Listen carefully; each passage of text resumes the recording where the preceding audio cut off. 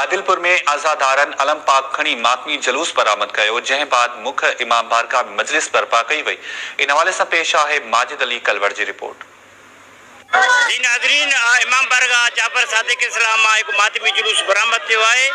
बारहमल हराम के सिलसिले में शोहदाए करबला के बेटा पेश करण जो सिलसिलो जारी। सब मोमिन जेके करे रहिया आहिनि, पेरनि उघाड़ा मथनि उघाड़ा ये सब ऐलान करे रहिया आहिनि। असां हुसैन सां गॾु आहियूं, असां यज़ीद मां बेज़ार आहियूं। यज़ीद खां असांखे बेज़ार करणु खपे। इमाम हुसैन सलाम हक़ जो इमाम आहे, अली जो बचड़ो, नबी जो बचड़ो, सैयदा फातिमा ज़हरा सलाम अलाह जो बचड़ो आहे। ऐं मातमदारी उन सां वफ़ादारी जी निशानी आहे। मजाज ही आज़ादारी जो वास्तो इंसानियत सां वास्तो आहे। जेको भी गैरतमंद इंसान आहे, जंहिंखे ज़मीर आहे ऐं ज़िंदा ज़मीर आहे, उहो इमाम हुसैन सलाम जी आज़ादारी अचे थो पियो। छो जो इमाम हुसैन सलाम जी कुर्बानी कंहिं क़ौम, मिलत या शख़्स जे लाइ न हुई, बल्कि इंसानियत जी सरबुलंदी जे लाइ कुर्बानी हुई।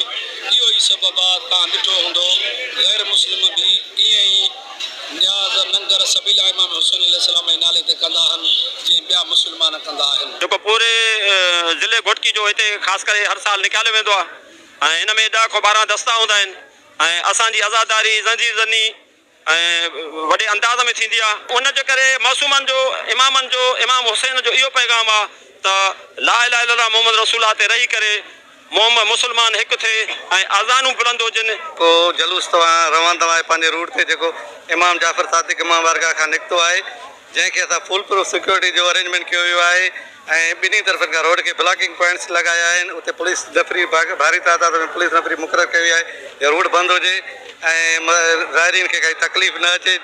हिन जलूस खे असां 70 PC, 5 सब इंस्पेक्टर, तक़रीबन 6 SI ऐं 8 हेड कांस्टेबल जेके आहिनि हिन रूट ते जेके ड्यूटी लाइ लॻाया आहिनि, जंहिंमें रूफटॉप बि आहे, टेल आहे, हेड आहे, हर तरफ़ खां मतिलबु कि रूट खे असां जेको आहे पुलिस मुहैया कई वई आहे। सफ़ाई सुथराई अल्हम्दुलिल्लाह असां जेको भी रूट आहे ऐं उहो असां मुकमल सफ़ाई सुथराई कराई आहे ऐं जिते पाणी वग़ैरह जी ज़रूरत आहे उते पाणी वग़ैरह फराहम कयो आहे।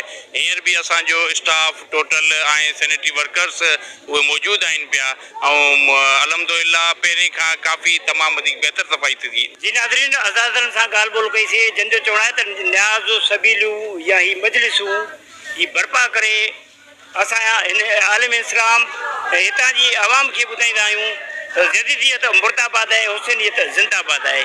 होॾां इंतिज़ामिया पारां 70 पुलिस एहलकार, 5 सब इंस्पेक्टर ऐं रेंजर साण करे सिक्योरिटी इंतज़ाम मुकमल कया विया आहिनि। कैमरामैन मोहम्मद ईसा कोलाची सां गॾु माजिद अली कलवड़, टेम न्यूज़, आदिलपुर।